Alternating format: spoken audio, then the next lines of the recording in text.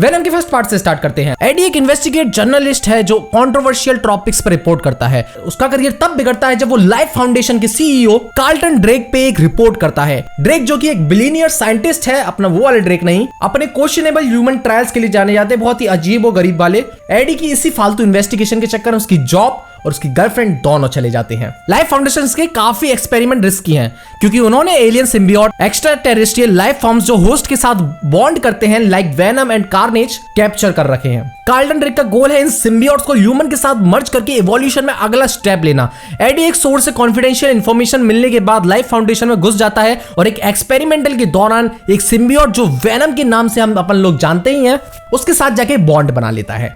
यहीं से शुरू होती है एडी और वेनम की कहानी। अब यहीं से सारी चीजें बॉन्ड बनाना स्टार्ट करेंगी क्योंकि यही चीज वेनम 3 में काफी ज्यादा इंपॉर्टेंट होने वाली है। वेनम एक तरीके का एंटी हीरो है जो एडी को सुपर ह्यूमन पावर्स देता है जैसे स्ट्रेंथ, एजिलिटी और एक रीजनरेटिव हीलिंग फैक्टर, लेकिन इस पावर के साथ उसके अंदर काफी एग्रेशन भी आ जाता है और उन दोनों के बीच का जो कांस्टेंट स्ट्रगल और कॉन्फ्लिक्ट इंटरेस्टिंग बन जाता है क्योंकि एडी अपनी ह्यूमैनिटी को बैलेंस करने की कोशिश करता है क्योंकि वेनम केओटिक और अनप्रेडिक्टेबल नेचर का है। अब देखो मीनवाइल जो कार्लटन ड्रेक है उसका एक प्लान होता है रियोट और एक और सिम्बियोट जो ज्यादा पावरफुल और डेंजरस है उसको अपने साथ मर्ज करके और दुनिया को रिसोर्सेस लूटने के लिए इस्तेमाल करना।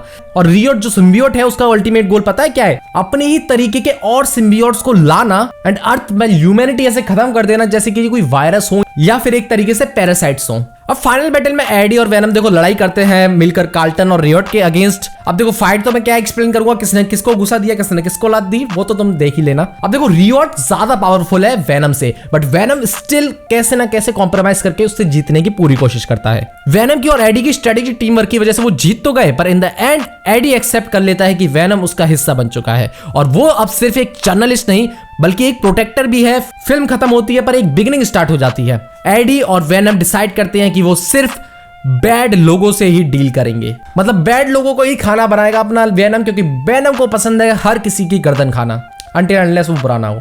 That's why we are Venom।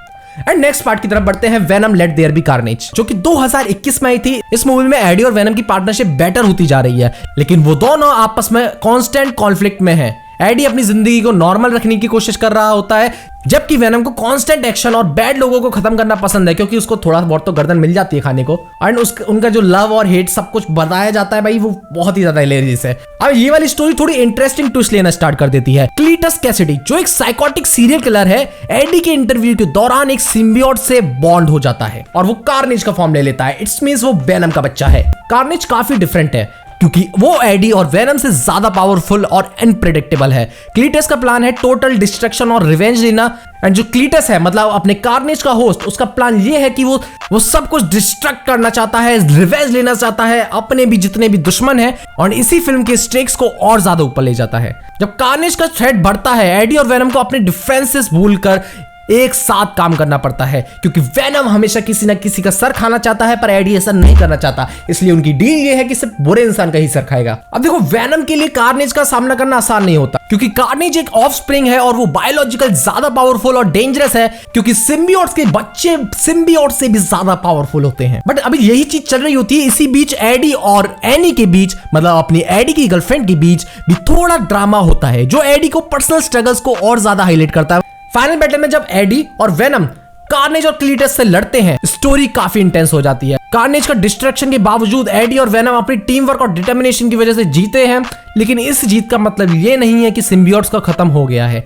Instead उनका एग्जिस्टेंस और भी कॉम्प्लिकेटेड बन गया है। इन दोनों मूवी के कोर थीम हमेशा एडी और वेनम के बीच की डायनामिक ही रही है, जहां एक तरफ एडी अपनी मॉरलिटी के पीछे भागता है एंड दूसरी तरफ वेनम का नेचर काफी ज्यादा डार्क एंड क्योटिक टाइप का है। एंड यही character development and story arc काफी ज्यादा डिफरेंट है। एंड तुम ये जरूर याद रखना कि अगर तुमने वेनम नहीं देखी तो भाई वेनम के दोनों पार्ट ही देख लो। जिन्होंने देख रखे मैं उनको बाई चांस रिकैप दे रहा हूं क्योंकि उनको थोड़ा बहुत ही समझाना काफी होगा क्योंकि इसकी जो फाइटिंग सीन्स है वो काफी ज्यादा अच्छे लगते हैं वीएफएक्स के अंदर। अब वेनम की काफी सारी फ्यूचर पॉसिबिलिटीज हो चुकी है क्योंकि हमें पता है कि नल भी आ रहा है एंड बहुत सारी चीजें आगे जाकर होने वाली हैं। नल का इतना ज्यादा कॉम्प्लिकेटेड है, मतलब वो सेलेस्टियल को जान से खत्म कर चुका है। जो उसकी नेक्रोसॉट है, मतलब आपने थॉर लव एंड थंडर में देखी ही होगी, वही नेक्रोसॉर्ड उसी ने बनाई थी एंड उसने सेलेस्टियल्स को मार दिया है कई बार जिन्होंने अर्थ को बनाया है। तो तुम खुद ही सोच लो, अर्थ तो उसके सामने चींटी है, वो एक बार में कुचल सकता है एंड उसको पता नहीं वेनम और एडी से ऐसा क्या आन पड़ा है कि वो खुद आ रहा है। ये तो मूवी में जाके पता पड़ेगा 25 अक्टूबर को। सबसे पहले रिव्यू डालने का कोशिश तो कर ही लूंगा, पर उससे ज्यादा मेन चीज रहेगी ब्रेकडाउन की। तो वीडियो को लाइक कर देना, चैनल पे सब्सक्राइब कर देना अगर न्यू हो, और शॉर्ट्स देखते रहना। छोरा बम ना करा के निगा गेम के दौरे और मुंह पे टेम ना चोरी छोरा अंडे तेरे सर में चोरी छोरा अंडे तेरे सर में चोरी छोरा अंडे तेरे सर में चोरी बैन पाड़ी ना हो जा सैड ने चोरी